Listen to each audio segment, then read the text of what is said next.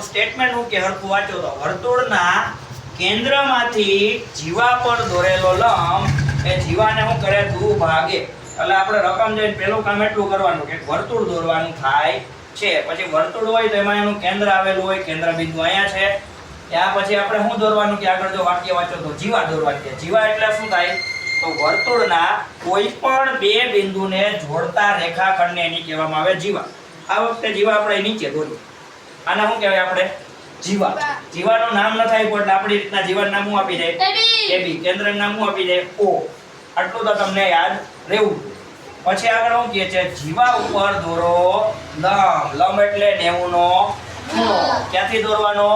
કેન્દ્રમાંથી કેન્દ્ર કોણ છે અહીંયા ઓ કેના ઉપર લંબ દોરવાનો જીવા ઉપર તો કેન્દ્ર ઓ માંથી જીવા ઉપર લંબ દોરું તો કેટલા અંશનો ખૂણો બનવો જોઈએ 90 એટલે સીધે સીધી આપણે એક લીટી ખેંચવાની થાય સીધી લાઈન ખેંચવા અને શું કહેવાય આપણે લંબ કહેવાય કેટલાનો ખૂણો બનાવવા 90 નો આ બાજુએ 90 નો અને આ બાજુએ 90 પછી આગળ શું કરવાનું કે તો આ જે લંબ દોર્યો જેનું નામ આપણે કરી દે અહીંયા ઓ તો અહીંયા એમ નામ આપી દઉં આ લંબ દોર્યો ઓ એમ અહીંયા જીવાના શું કરે છે દુભાગે છે દુ એટલે બે ભાગે એટલે ભાગ કરે ક્યાં બે ભાગ કરે હરખું જાવ તો એક MA અને એક MB એ આપણે સરખા બતાવવાના છે દુભાગે કીધો ને એટલે MA બરાબર MB આપણે સાબિત કરવાનું છે હવે હું એક કામ કરું છું O ને A હારે જોડી દઉં O ને A હારે જોડો એટલે શું બને ખબર છે ત્રિજ્યા બને હરખું જોજો જયેશભાઈ O ને A હારે જોડીએ શું બને ત્રિજ્યા બને અને O ને B હારે જોડીએ શું બને બીજી ત્રિજ્યા બને એક જ વર્તુળની ત્રિજ્યા કેવી હોય સમાન હોય આટલી આકૃતિ દોરવામાં આપણે રામાયણ કરવાની પછી શું આવે પક્ષ પક્ષમાં શું લખવાનું જે રકમમાં આપણે આપ્યો એ લખવાનું આકૃતિમાં ડ્રો કર્યું હોય નામ નિદર્શન જે કર્યું એ લખવાનું તો કયા કેન્દ્રવાળું વર્તુળ છે જો ઓ તો હું લખશું ઓ કેન્દ્રિત વર્તુળની જીવા કઈ છે આમાં ઓ કેન્દ્રિત વર્તુળની જીવા કઈ છે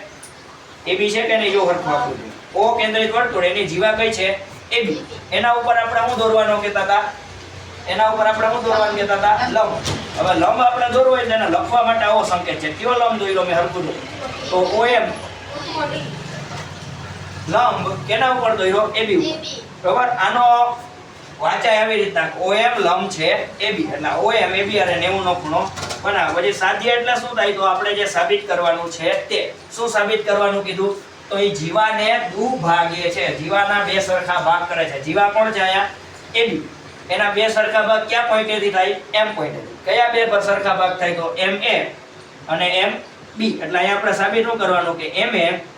બરાબર MB જો આપણે આ લઈ આવ્યા એટલે આપણો પ્રમેય સોલ્વ થઈ ગયો હવે આપણે સાબિતીમાં જાય તો સાબિતીમાં આપણે આકૃતિ જોઈને જોઈએ હરખું તો કયા બે ત્રિકોણ તમને દેખાઈ શકે કયા બે ત્રિકોણ દેખાય હરખું સાબિતીમાં જો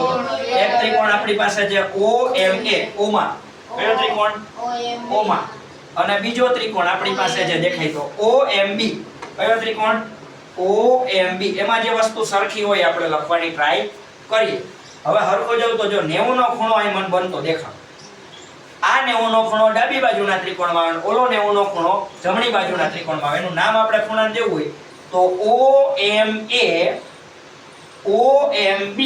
બે 90 ના ખૂણા છે 90 ના ખૂણાનું કહેવાય યાદ કરો કાટકોણ કહેવાય એટલે ખૂણો OMA બરાબર ખૂણો OMB કૌંસમાં કારણ મેન્શન કરીએ તો હું આવે કાટખૂણા બે કાટખૂણા છે એટલે સમાન છે 90 ના પછી આપણે બીજું કઈ ગોતીએ તો કાટખૂણા આવે એટલે આપણા મગજમાં હાઇલાઇટ થઈ જવી જોઈએ કાકબા શરત લાગશે કાકબા શરત પ્રમાણે પહેલા કાટખૂણો આવે પછી હું આવે કર્ણ આવે આમાં કર્ણ કોણ છે ગોતો કર્ણ કોણ છે આમાં OA